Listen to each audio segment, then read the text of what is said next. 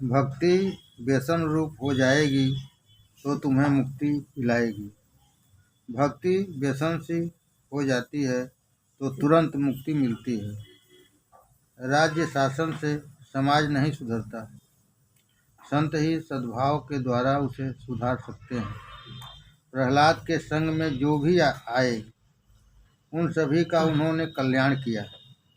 प्रहलाद के संग में जो भी आए उन सभी का उन्होंने कल्याण किया। दिति गर्भवती हुई। उसने सोचा कि मेरे पुत्र देवों को कष्ट देंगे, अतः इनका जन्म शीघ्र न हो। इस विचार से दिति ने 100 वर्षों तक गर्भ धारण किए रखा। सूर्य चंद्र का तेज क्षीण होने लगा। देव घबराए। वे ब्रह्मा जी के पास आए और उनसे पूछा कि दिति के गर्भ में कौन है। उन्हें ब्रह्मा जी ने दिति के गर्भ में जो थे उनकी कथा सुनाई। ब्रह्मा जी बोले कि एक बार मेरे मानस पुत्र सनकादि ऋषि घूमते फिरते बैकुंठ लोक में गए। अंतःकरण चतुष्टय के शुद्ध होने पर ही ईश्वर के दर्शन होते हैं। ईश्वर दर्शन करने के लिए जाते समय इन चारों को शुद्ध करके जाओ। अंतःकरण के 4 विभाग प्रकार हैं।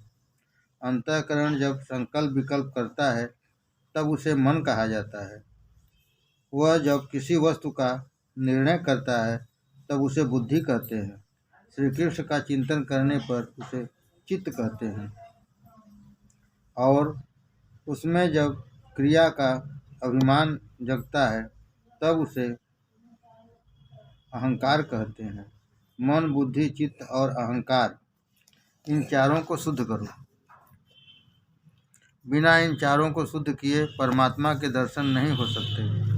ब्रह्मचर्य के बिना इन चारों की शुद्धि नहीं होती। ब्रह्मचर्य तभी सिद्ध होता है जबकि ब्रह्मनिष्ठा सिद्ध होती है। सनत कुमार ब्रह्मचर्य के अवतार हैं। वे महाज्ञानी हैं, फिर भी बालक जैसे दैन्य भाव से रहते हैं। सनत कुमार आदि नारायण के दर्शन करने के लिए वैकुंठ में जाते हैं। काम और काल वैकुंठ में प्रवेश नहीं पा सकते। जहाँ बुद्धि कुंठित होती है वह वैकुंठ है। वैकुंठ के वृक्ष और पुण्य दिव्य हैं। 6 ऋतुएं सखियां बनकर उस धाम की सेवा करती हैं। वहाँ 7 बड़े बड़े किले हैं जिन्हें लांघ कर जाना पड़ता है।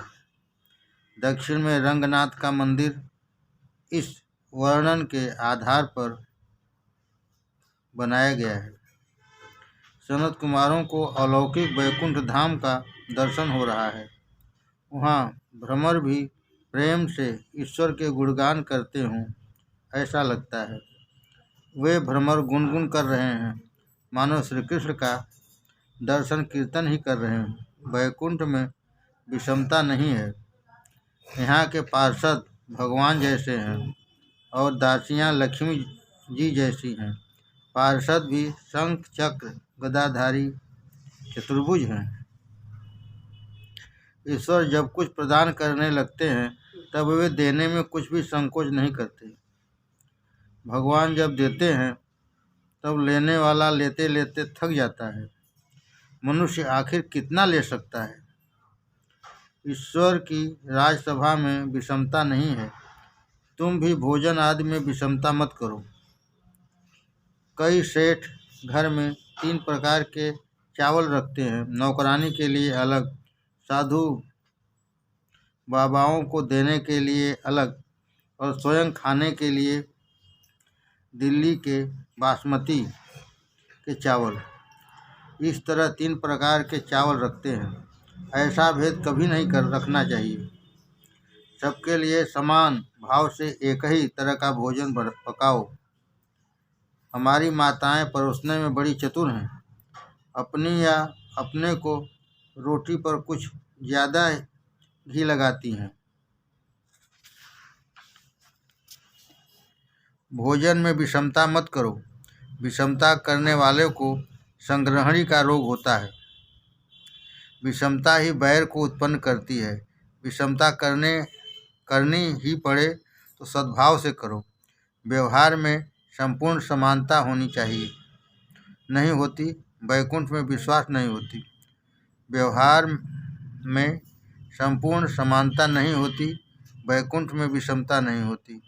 लक्ष्मी जी भी वैकुंठ में प्रसाद नहीं करती, नहीं प्रमाद नहीं कर लक्ष्मी जी भी वैकुंठ में प्रमाद नहीं करती। वहाँ लक्ष्मी जी स्वयं सेवा करती हैं, झाड़ू बुहारती हैं। लक्ष्मी जी भी वैकुंठ में प्रमाद नहीं करती। वहाँ लक्ष्मी जी स्वयं सेवा करती हैं, झाड़ू बुहारती हैं। सुखदेव जी कथा नहीं कर रहे हैं, अपितु वे लक्ष्मी नारायण का दर्शन कर रहे हैं। प्रतिबिंब को देखने से बिंब का मोह होता है, तब बिंब को देखने से कितना आनंद होता होगा। वैष्णव भाग्यशाली हैं कि वे प्रतिबिंब को देख सकते हैं। भगवान अपना बिंब नहीं देख सकते। कन्हैया दर्पण में अपना प्रतिबिंब देखता है। कन्हैया यशोदा जी से कहता है कि यह बालक बहुत सुंदर है, मैं उसके साथ खेलना चाहता हूँ। माता समझाती हैं कि वह कोई और बालक नहीं है, वह तो तेरा ही प्रतिबिंब है। अपने प्रतिबिंब का दर्शन करने से जब भगवान स्वयं मुग्ध हो जाता है, तो गोपियाँ बिंब का दर्शन करके भान भूल जाएं, उसमें आश्चर्य की कौन सी बात है। सनत कुमार बैकुंठ के 6 द्वार पार करके 7वें द्वार पर आए। वहाँ जय विजय खड़े थे। सनत कुमार भगवान के प्रसाद में प्रवेश कर ही रहे थे कि भगवान के द्वारपाल जय और विजय ने उन्हें रोका। सनत कुमारों ने कहा कि हम तो माता और पिता लक्ष्मी और नारायण से मिलने जा रहे हैं। सनत कुमार कौपीनधारी थे। कौपीन का अर्थ केवल लंगोटी नहीं है, जितेंद्रिय ही कौपीनधारी है। भगवान का दर्शन करने के लिए जितेंद्रिय होकर ही जाना पड़ता है। द्वारपालों ने सनत कुमार से कहा कि अंदर से आज्ञा मिलने पर हम आपको प्रवेश करने देंगे, तब तक आप यहीं रुकिए। सनत कुमार यह सुनकर क्रोधित हो गए। क्रोध कामानुज काम का छोटा भाई है। क्रोध कामानुज काम का छोटा भाई है। अति सावधान रहने पर काम को तो मारा जा सकता है, किंतु उसके छोटे भाई क्रोध को मारना कठिन है। काम का मूल संकल्प है। ज्ञानी किसी और के शरीर का चिंतन नहीं करते, अतः काम उन्हें पीड़ा नहीं दे पाता। ज्ञानी पुरुष का पतन काम द्वारा नहीं, क्रोध के कारण ही होता है। ज्ञानी पुरुष का पतन काम द्वारा नहीं, क्रोध के कारण ही होता है। 6 द्वार पार करके ज्ञानी पुरुष आगे बढ़ता है, किंतु 7वें द्वार पर जय विजय उसे रोकते हैं।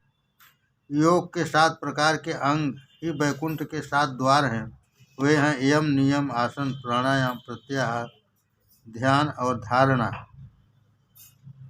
इन 7 द्वारों को पार करने के बाद ब्रह्म का साक्षात्कार होता है।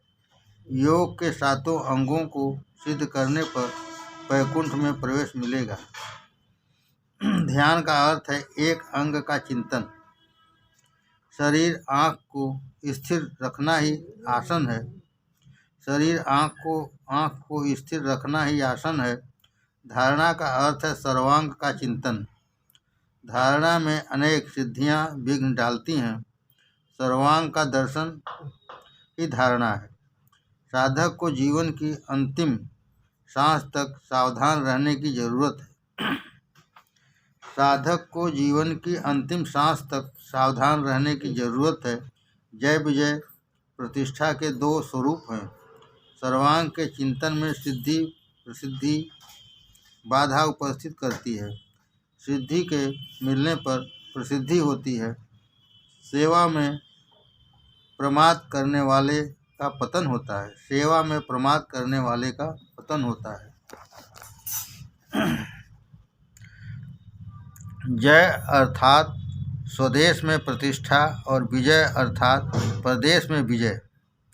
जय अर्थात स्वदेश में प्रतिष्ठा और विजय अर्थात प्रदेश में विजय।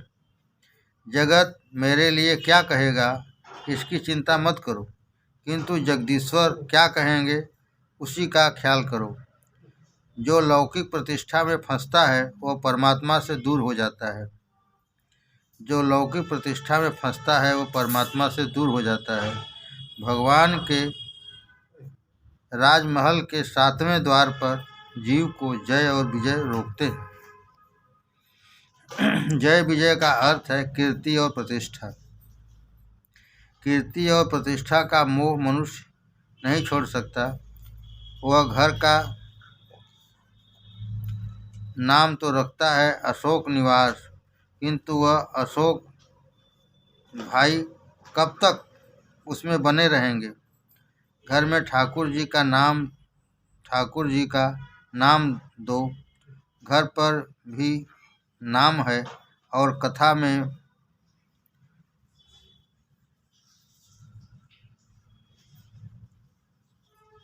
उठने के लिए रखे हुए आसन पर भी नाम है। बैठने और कथा में बैठने के लिए रखे हुए आसन पर भी नाम है। घर और आसन पर लिखे हुए ये नाम कितने दिन तक रह पाएंगे। घर का मोह छूटता है किंतु प्रतिष्ठा का मोह नहीं छूट पाता। शिष्य कुछ प्रशंसा कर देते हैं तो गुरु मानने लगता है कि वह ब्रह्म रूप हो गया।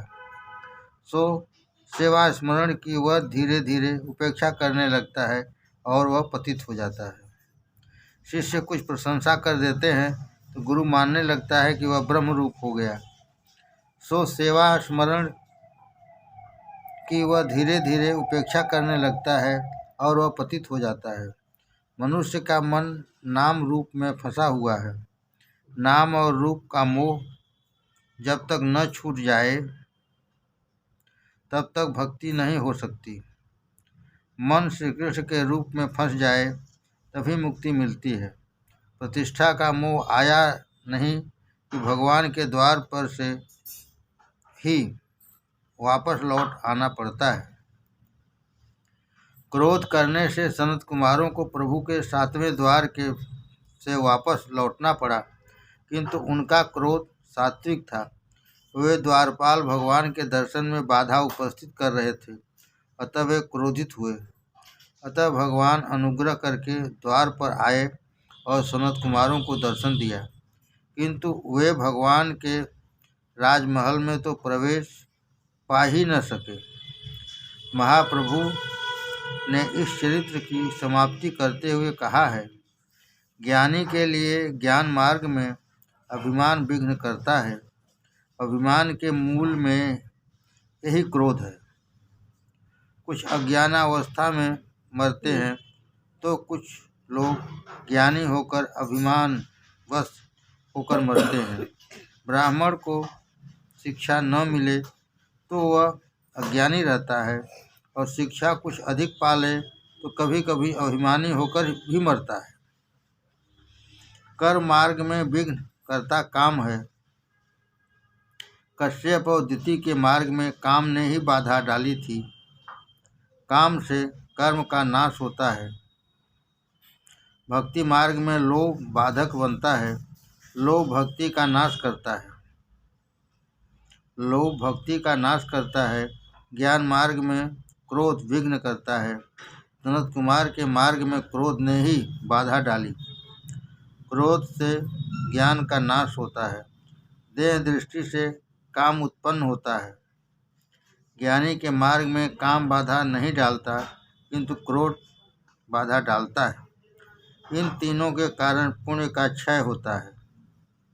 विवेक से काम नष्ट होता है, किंतु क्रोध को नष्ट करना कठिन है। विवेक से काम नष्ट होता है, किंतु क्रोध को नष्ट करना कठिन है। एक नाथ जी महाराज ने भावार्थ रामायण में लिखा है कि कामी और लोभी को तो कुछ न कुछ तत्कालिक लाभ हो सकता है। कामी और लोभी को तो कुछ न कुछ तत्कालिक लाभ हो सकता है, किंतु क्रोध करने वाले को तो कभी कुछ भी लाभ नहीं हो सकता। इतना ही नहीं, उसके पुण्य का क्षय भी हो जाता है।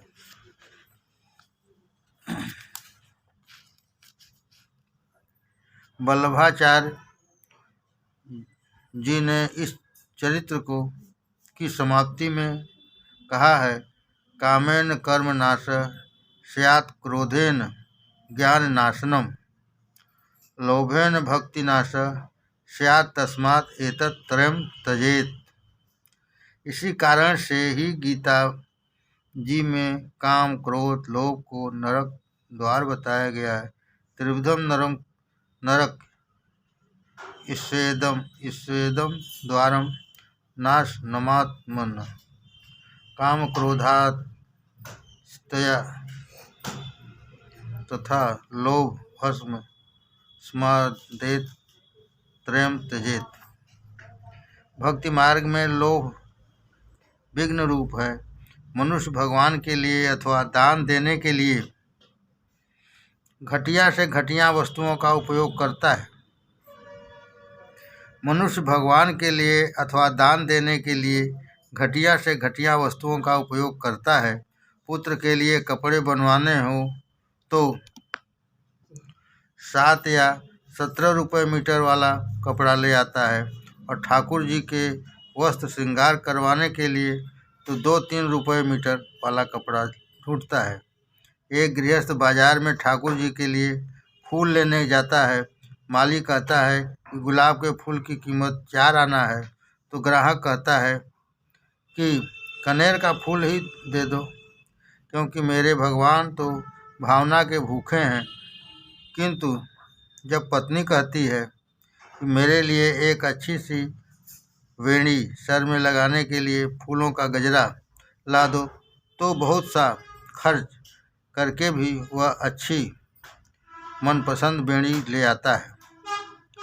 सत्यनारायण की कथा करानी हो तो वह 200 रुपये का पीताम्बर पहनकर बैठता है, और जब ठाकुर जी को वस्त्र परिधान करने का प्रसंग आता है तो वह कहेगा कि वह कलावा डोरी विशेष कहाँ है, वही लाओ। भगवान कहते हैं कि बेटे, मैं सब समझता हूँ, मैं भी तुझे एक दिन लंगोटी ही पहनाऊँगा। मैंने तेरी लंगोटी के लिए डोरी रख छोड़ी। ऐसा नहीं करना चाहिए। भगवान को उत्तमोत्तम वस्तु अर्पित करो। 252 वैष्णवन की वार्ता में जमुनादास भक्त का एक दृष्टांत है। एक बार वे ठाकुर जी के लिए फूल लेने के लिए बाजार में निकले। माली की दुकान पर वह एक अच्छा सा कमल देखा। उन्होंने सोचा कि आज अपने ठाकुर जी के लिए यही सुंदर कमल ले जाऊं। उसी समय वहाँ एक यमनराज आया जो वेश्या के लिए फूल लेना चाहता था। जमुनादास भक्त ने उस कमल फूल की कीमत पूछी तो वह माली ने कहा कि 5 रुपये है इसकी कीमत। तो यमनराज ने बीच में ही कह दिया, मैं इस फूल के लिए 10 रुपये दूंगा, तू यह फूल मुझे ही दे। तो उस यमुनादास भक्त ने कहा, मैं 25 रुपये देने को तैयार हूँ, फूल मुझे ही देना। इस प्रकार फूल लेने देने के लिए दोनों के बीच होड़ सी लग गई। यमनराज ने 10,000 की बोली लगाई तो भक्त जमुनादास ने कहा कि 1 लाख। वेश्या के लिए यमनराज को वैसा कोई सच्चा प्रेम नहीं था, केवल मोह था। उसने सोचा कि मेरे पास लाख रुपए होंगे तो कोई दूसरी स्त्री भी मिल ही जाएगी। पर उधर जमुनादास भक्त के लिए तो ठाकुर जी सर्वस्व थे। उनका प्रभु प्रेम सच्चा था, शुद्ध था। उन्होंने अपनी सारी संपत्ति बेच दी और लाख रुपए में वह कमल फूल खरीद कर श्रीनाथ जी की सेवा में अर्पित कर दिया। फूल अर्पित करते ही श्रीनाथ जी के सिर से मुकुट नीचे गिर गया।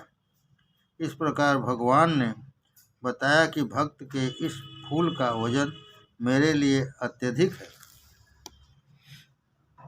सनत कुमार क्रोधित हुए, अतः उनका पतन हुआ। प्रभु के द्वार तक पहुंचकर उन्हें वापस लौटना पड़ा। मन और बुद्धि पर कभी विश्वास मत करो। मन और बुद्धि पर कभी विश्वास मत करो, ये बार बार दगा दे जाते हैं। अपने को निर्दोष मानने के समान दोष और कोई नहीं है। मन और बुद्धि पर कभी विश्वास मत करो, वे बार बार दगा दे जाते हैं। अपने को निर्दोष मानने के समान दोष और कोई नहीं है। काम क्रोध अंदर के विकार हैं, वे बाहर से नहीं आते। सनत कुमारों का क्रोध बाहर से नहीं आया, अवसर मिलते ही ये विकार बाहर आ जाते हैं। अतः मन पर सत्संग का भक्ति का अंकुश रखो। सतत ईश्वर चिंतन करने से अंदर के विकार शांत हो जाते हैं। सतत ईश्वर चिंतन करने से अंदर के विकार शांत हो जाते हैं। सनत कुमार ने क्रोधित होकर जय विजय को श्राप दिया कि राक्षसों में ही विषमता होती है, तुम दोनों के मन में भी विषमता है, अतः तुम राक्षस हो जाओ। मंदिर में थोड़ा सा पाप किया जाए तो वह भी कहा महापाप ही होता है। मंदिर में थोड़ा सा पाप किया जाए तो वह भी महापाप ही होता है। सनत कुमारों ने तो वैकुंठ में क्रोध किया। सुखदेव जी सावधान करते हैं, राजन ऐसा पाप कभी मत करना। सनकादिक ऋषियों ने श्राप दिया कि दैत्यकाल में तुम्हें 3 बार जन्म लेना पड़ेगा। भगवान ने सोचा कि इन्होंने मेरे आंगन में ही पाप किया है, अतः वे घर में आने के पात्र नहीं हैं। इन्होंने अभी तक क्रोध पर विजय नहीं पाई है, अतः वे मेरे धाम में आने की पात्रता गंवा चुके हैं। मैं बाहर जाकर उन्हें दर्शन दे आऊँ। सनकादिकों को अंदर प्रवेश न मिल सका। यदि वे अंदर जा सके होते तो फिर बाहर आने का प्रश्न उपस्थित ही नहीं होता। कारण भगवान का परम धाम तो है, यद गत्वा न निवर्तन्ते। भगवान ने लक्ष्मी जी से कहा कि लगता है कि बाहर कुछ झगड़ा हो रहा है। वे दोनों बाहर आए। ठाकुर जी ने संत कुमारों की ओर नहीं देखा।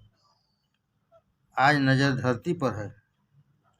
अपने द्वारा किए हुए पापों के लिए सच्चे हृदय से जीव जब तक पछताए नहीं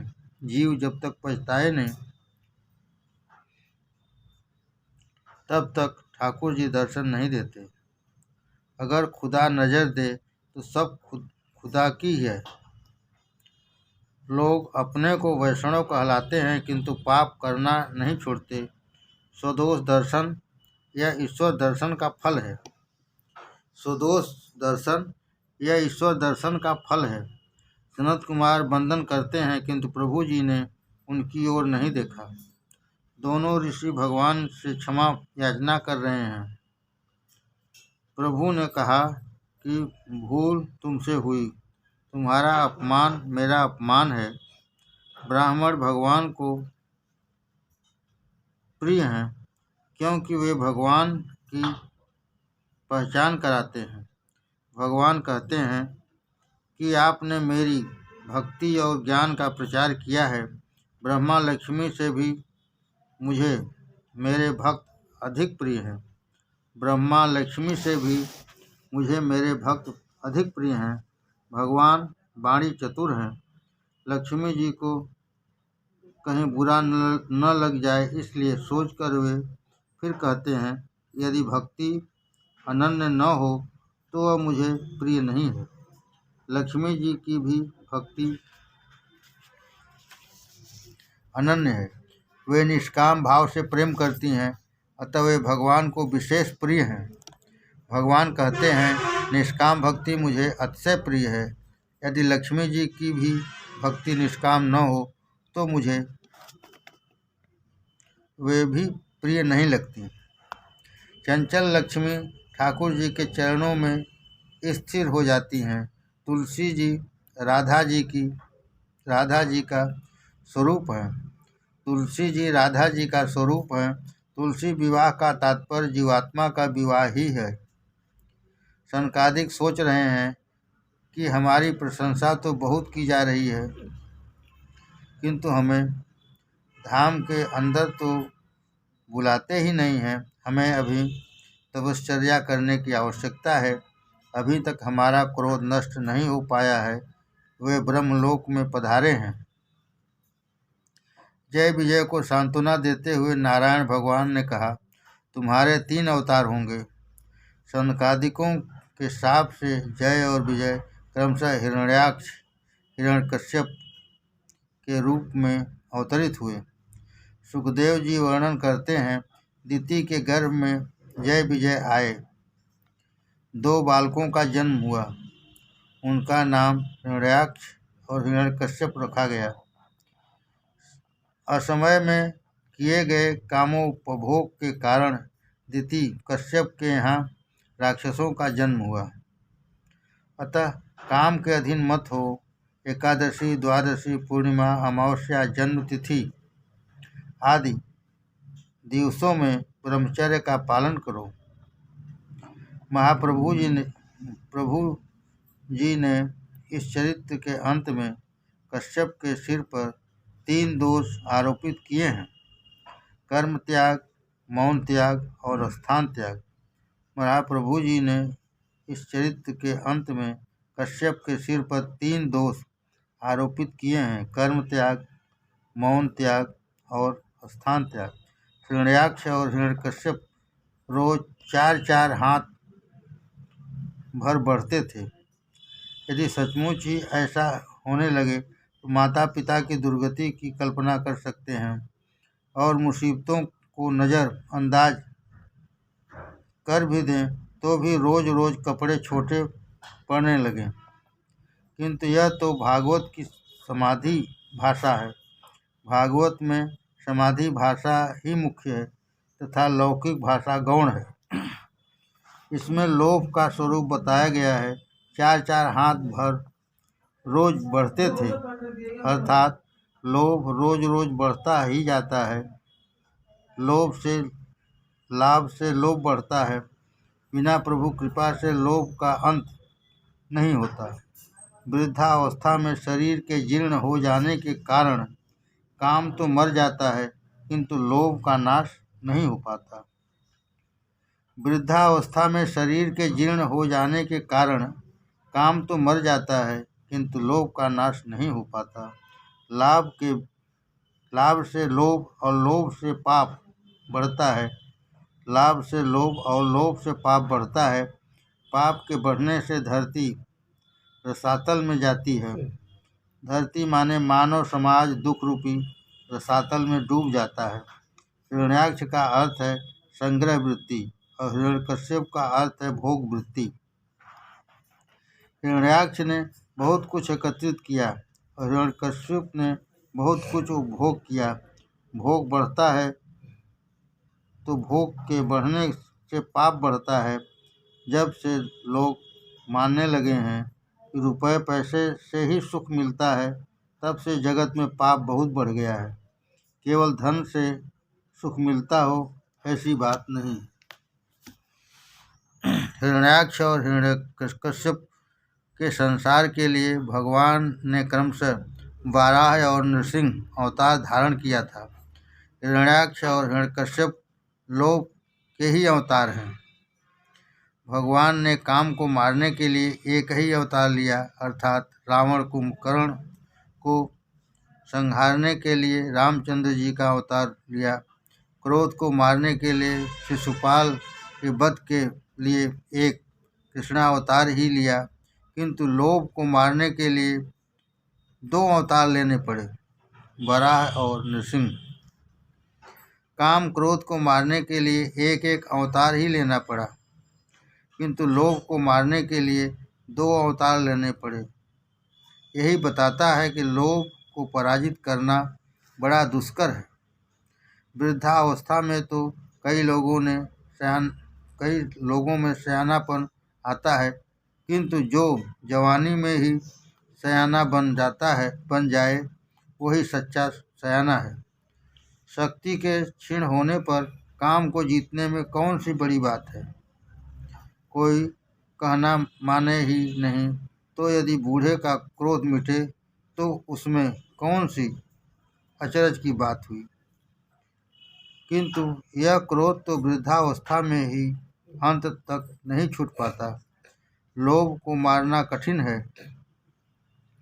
सत्कर्म में विघ्नकर्ता लोभ है, अतः संतोष के द्वारा उसे मारना चाहिए। लोभ संतोष से ही मरता है, इसलिए संतोष की आदत डालो। लोभ आदि के प्रसार से पृथ्वी दुख रूपी सागर में डूब गई थी, अतः भगवान ने वराह अवतार लेकर उसका उद्धार किया। वराह भगवान संतोष के अवतार है। वराह अवतार यज्ञावतार है। वर धन अह, वर अर्थात श्रेष्ठ और अह का अर्थ है दिवस। कौन सा दिवस श्रेष्ठ है। जिस दिन तुम्हारे हाथों से सत्कर्म हो वही दिन श्रेष्ठ है। जिस दिन तुम्हारे हाथों से सत्कर्म हो वही दिन श्रेष्ठ है। श्रेष्ठ कर्म करने से दिवस भी श्रेष्ठ बन जाएगा। जिस कार्य में प्रभु प्रसन्न हो वही सत्कर्म है। सत्कर्म को ही यज्ञ कहते हैं। जिस कार्य से प्रभु प्रसन्न हो वही सत्कर्म है। सत्कर्म को ही यज्ञ कहते हैं। हिरण्याक्ष सत्कर्म में विघ्न करता है। मनुष्य के हाथों सत्कर्म नहीं होता, क्योंकि उसे लगता है कि प्रभु ने उसे बहुत कुछ दिया है। हिरण्याक्ष लोभ का स्वरूप है। समुद्र में डूबी हुई पृथ्वी को वराह भगवान ने बाहर तो निकाला, किंतु उसे अपने पास न रखा। उन्होंने पृथ्वी मनु को अर्थात मनुष्य को सौंप दी। जो कुछ अपने हाथों में आया उसे औरों को दे दिया, यही संतोष है। वराह भगवान यज्ञ के दृष्टांत रूप हैं। यज्ञ करने से चित्त शुद्धि होती है। लोभ आदि का नाश करके चित्त शुद्धि करनी चाहिए।